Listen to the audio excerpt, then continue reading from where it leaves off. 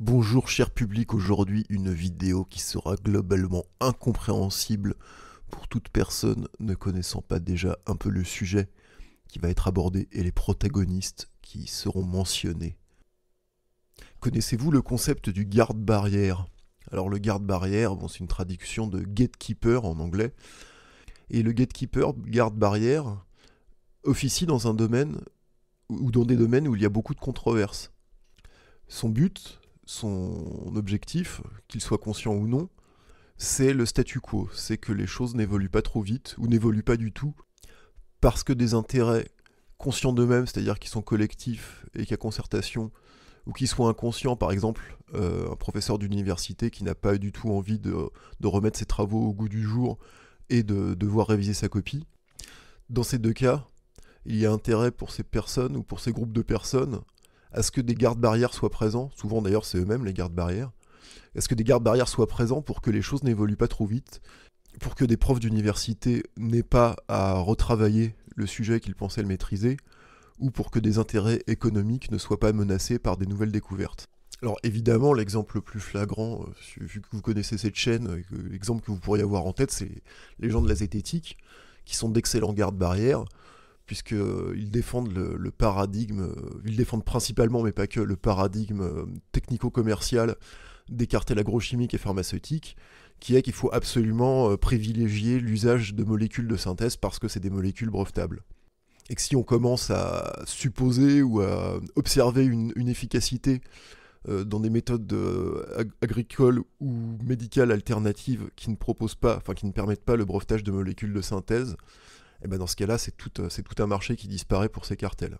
Cartels qui payent donc au travers d'agences de com, des gatekeepers, des gardes-barrières, des larbins de lobby, qui auront pour but de préserver le statu quo, donc dans les domaines en particulier, mais pas que, au niveau de la zététique, des domaines de l'agrochimie et de la médecine. Et pour bien expliquer, donc ce statu quo, c'est on sait que sur le vivant, c'est surtout la biochimie qui marche. En fait, il y a pratiquement que ça qui marche.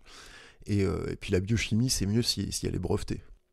Donc les gatekeepers vont dire « Ah, peut-être qu'un jour on aura des preuves que la radionique, l'homéopathie ou la prière ça marche, mais en attendant des preuves scientifiques dans des études revues par les pairs en double aveugle, non, on va pas utiliser ça parce que ça serait pas rationnel. » Pour l'instant, rien que vous n'ayez déjà entendu sur cette chaîne, alors de quoi va parler cette vidéo?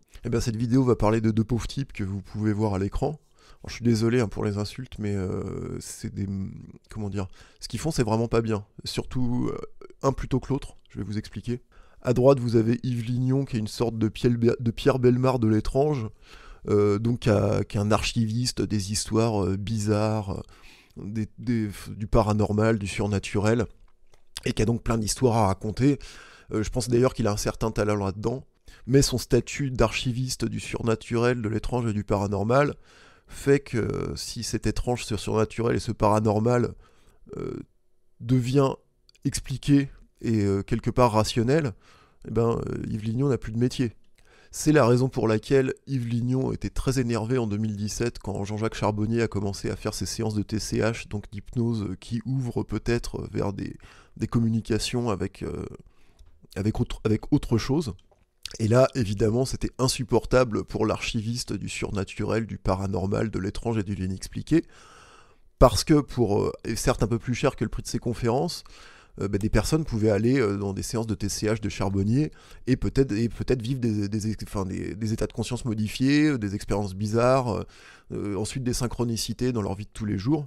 Donc pour Yves Lignon, c'était évidemment une menace sur sa part de marché, puisque là, il se disait, putain, les gens vont aller vivre des expériences, vont payer pour aller vivre des expériences plutôt que me payer moi pour que je leur raconte des expériences que d'autres ont vécues. Bon, ça c'est à peu près clair. Et en 2017, comme les miliciens zététiciens, donc les meneurs et leurs suiveurs hypnotisés, étaient déjà sur les réseaux sociaux à faire du harcèlement en meute, ils se sont trouvés un allié de circonstance en la personne d'Yves Lignon, qui lui s'est trouvé des alliés de circonstance en la personne des zététiciens. Et ils n'ont pas fait des émissions ensemble, je vous rassure, mais ils étaient sur les mêmes, sur les réseaux sociaux à faire du harcèlement soft contre Jean-Jacques Charbonnier et les gens qui étaient intéressés par les séances de TCH. Je rappelle que, oui, j'aurais dû rappeler ça depuis le début en fait. Le rapport entre la zététique et le paranormal, c'est que la zététique au début c'était l'observation, enfin c'était l'étude rationnelle des phénomènes paranormaux, donc dans les années 60 avec Marcello Truzzi, tout ça. Et un tas de pratiques agricoles ou médicales qui pour l'instant n'ont pas d'explication rationnelle sont classées évidemment sous la catégorie surnaturelle, paranormale et donc charlatanerie. Donc vous voyez donc le rapport est clair entre la zététique au début qui s'occupait des phénomènes paranormaux et ce qu'elle est devenue aujourd'hui, c'est-à-dire un outil d'ingénierie sociale à la solde, notamment mais pas que, des cartels agrochimiques et pharmaceutiques qui essayent de préserver leur part de marché en tentant d'invisibiliser, décrédibiliser ou faire disparaître des méthodes qui ne leur apporteront rien parce qu'elles ne passent pas forcément par la voie biochimique directe et qu'elles ne permettent pas le brevetage de molécules de synthèse. Et qui plus est, ces méthodes, pour l'instant, sont classées dans la catégorie, enfin voilà, je répète, mais cas paranormal, surnaturel, mystérieux, voilà.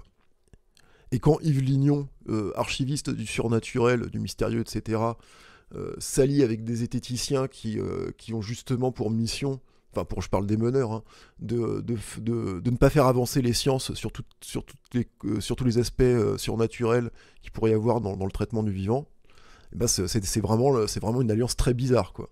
Donc depuis 2017, c'est assez clair pour moi, voilà, Yves Lignon, archiviste un peu minable, qui essaye de sauvegarder son précaré au détriment des progrès des sciences, et que ce genre de personne prétend que... Enfin, il affirme dur comme fer, il a raison d'ailleurs, la réalité des phénomènes paranormaux, mais en fait, lui, il préférait que ça reste paranormal. Il faudrait pas que ça rentre dans le normal, il faudrait pas que ça soit expliqué par les sciences.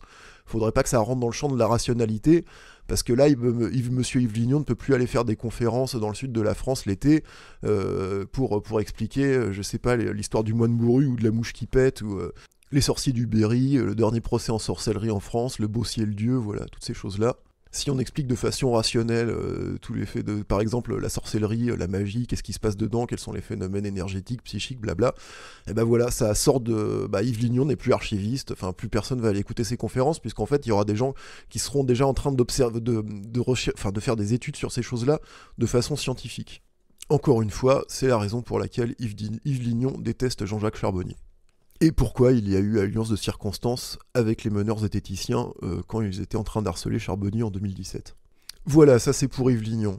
Alors maintenant, le personnage que vous voyez à gauche s'appelle Renaud Evrard, et ces jours-ci, Yves Lignon et Renaud Evrard ont maille à partir, parce que je crois que Renaud Evrard traite Yves Lignon de plagiaire. Alors j'en sais absolument rien, j'ai pas été voir dans le détail, ça ne m'intéresse pas.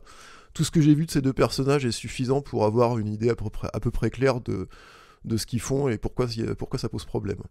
Alors à l'écran, vous avez le CV de Renaud Evrard. Bon, ça doit pas dater d'hier, mais en gros, c'est un sociologue qui est aussi psychologue clinicien et qui s'occupe beaucoup de questions paranormales. Il fait d'ailleurs partie du comité para-belge, ce qui est déjà un premier marqueur d'alerte, parce que voilà, les sceptiques européens et puis les sceptiques belges, bon voilà, les Jérémy Royaux, tout ça, hein, lol. Mais lol, c'est pas un argument. Hein. L'argument, c'est que ces gens-là, comme l'écrasante majorité des sceptiques européens, aux États-Unis, c'est un peu différent, puisque aux États-Unis, il y a des sceptiques qui se présentent, qui se définissent réellement comme sceptiques et qui ont une activité sceptique, c'est-à-dire qu'ils observent, ils étudient les choses sans parti pris, sans a priori. Contrairement aux gens du comité para-belge, par exemple, dont fait partie Renaud Evrard. Bon, et pour l'instant, c'est juste du déshonneur par association, c'est pas très intéressant. Alors, quel est le problème avec Renaud Evrard ? Alors, Renaud Evrard, c'est quelqu'un qui prétend étudier le paranormal, mais à partir du 19e siècle, en fait. C'est-à-dire qu'avant, ça n'existe pas. Enfin, si, évidemment, il va pas dire que ça n'existe pas, mais... Je sais pas, les universitaires, les bibliothécaires, tout ça, il se passe des choses bizarres dans leur tête. Ils ont, je pense, un fétichisme du livre, un fétichisme de la chose écrite, mais pas n'importe quelle chose écrite. Hein. Il faut quand même qu'il y ait une espèce de chaîne de transmission universitaire, sinon évidemment c'est pas recevable. Donc pour un Renaud Evrard, en fait, le corpus, c'est-à-dire le matériau qui constitue l'ensemble des connaissances sur un domaine, donc le corpus des phénomènes paranormaux, surnaturels, il ne le considère qu'à partir du 19e siècle. Donc Renaud Evrard ne connaît rien aux religions, ne connaît rien aux spiritualités, ne connaît rien aux sciences métaphysiques qui sont à l'œuvre dans les unes et les autres. Mais Renaud Evrard affirme qu'il a une approche scientifique de ce domaine, alors qu'il n'en connaît qu'une toute petite partie, et la partie la plus récente.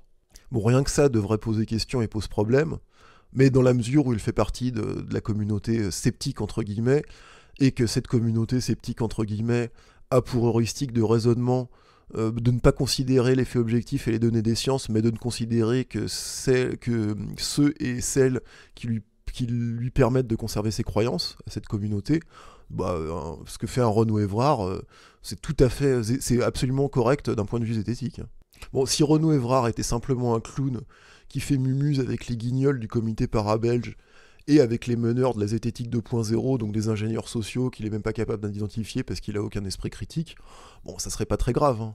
Mais c'est un peu plus ennuyeux dans le sens où il est reconnu comme une autorité au niveau des études scientifiques du paranormal.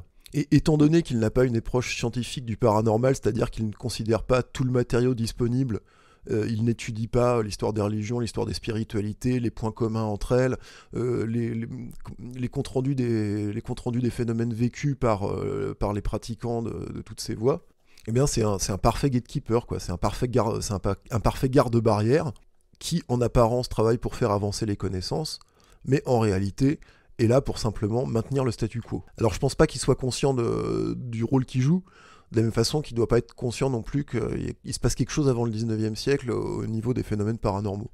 Mais il y a un peu plus embêtant que cette simple histoire de garde-barrière, qui est déjà assez ennuyeuse, parce qu'encore une fois, c'est une personne qui est reconnue dans le milieu, aussi bien par des sceptiques fanatiques, donc des zététiciens, que par des gens qui s'intéressent un peu au paranormal de façon neutre.